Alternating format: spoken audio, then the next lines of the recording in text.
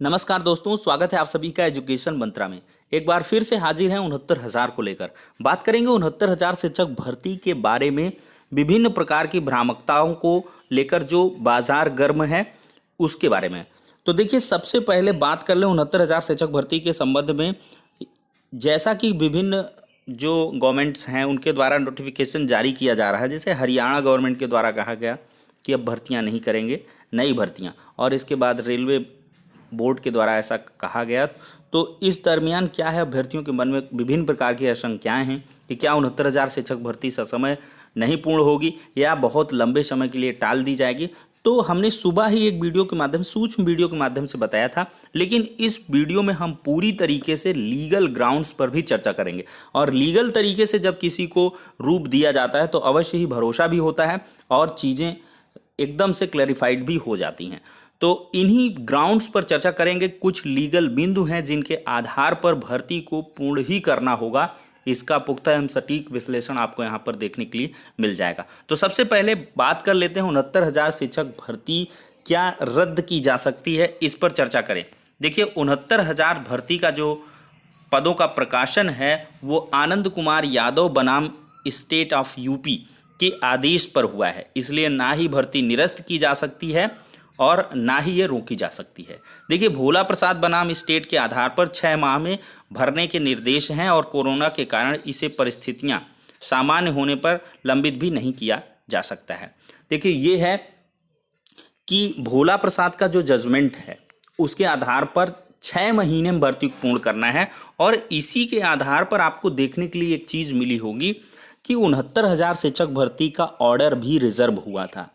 पंकज कुमार जायसवाल जी ने जजमेंट में साफ साफ इंगित किया था कि एपेक्स कोर्ट के जजमेंट के आधार पर हमें जल्द ही इस ऑर्डर को रिजर्व करना है। तो इस वजह से रिटर्न सबमिशन ज़्यादातर के लिए गए थे और ओरल जो आर्गूमेंट्स थी उनको मिनिमाइज किया गया था और शॉर्ट किया गया था, जिसके आधार पर जल्द से जल्द ऑर्डर रिजर्व हुआ था। अदरवाइज विभिन्न प्रकार की बेंचें चेंज हो जाती थी, जिससे प्रक्रिया लंबित होती चली जा रही थी।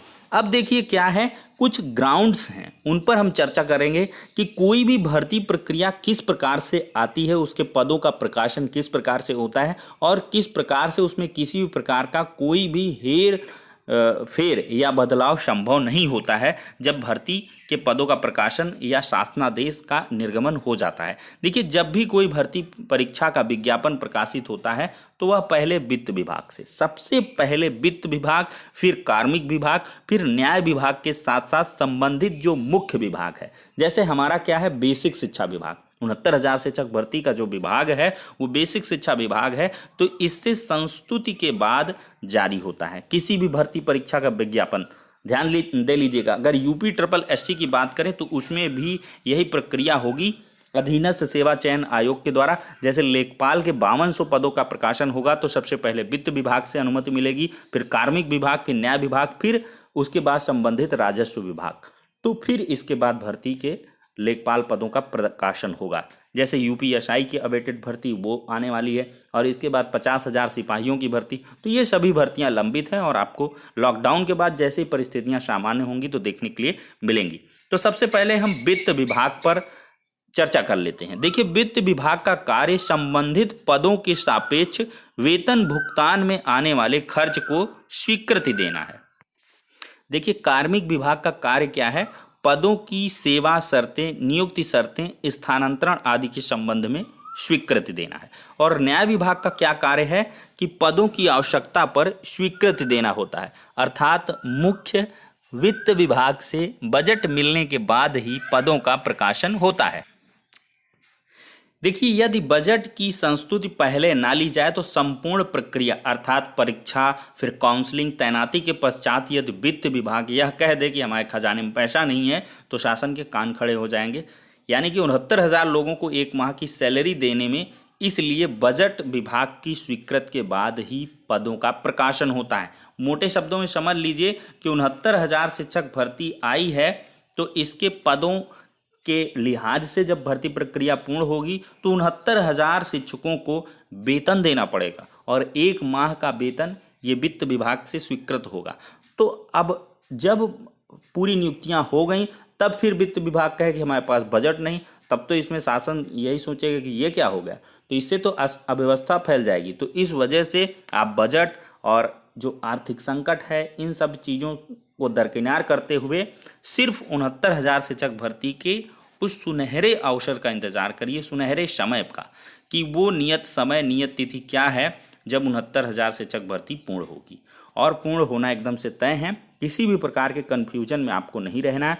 और कुछ लोग क्या है एक बढ़िया सा प्रचार कर रहे हैं कि अवैतनिक कार्य करेंगे। देखिए अवैतनिक जैसी भी चीज़ नहीं है, अवैतनिक कार्य नहीं करना पड़ेगा आपको। जब से ज्वाइनिंग होगी तब से आपको सैलरी भी मिलेगी, सब कुछ होगा और ससमय होगा।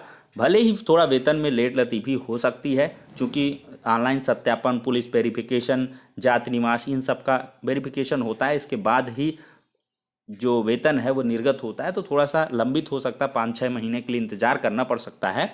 लेकिन जो है ये सब चीज़ें ज्वाइनिंग डेट से आपको पूरी वेतन मिलेगी। हाँ, अलाउंसेस वगैरह जो हैं उन पर पाबंदी लग गई है, 1.5 साल तक डीए वगैरह नहीं इंक्रीज होगा, तो 17% डीए पर जो भी आपकी सैलरी बनेगी वही आपको मिलने वाली है।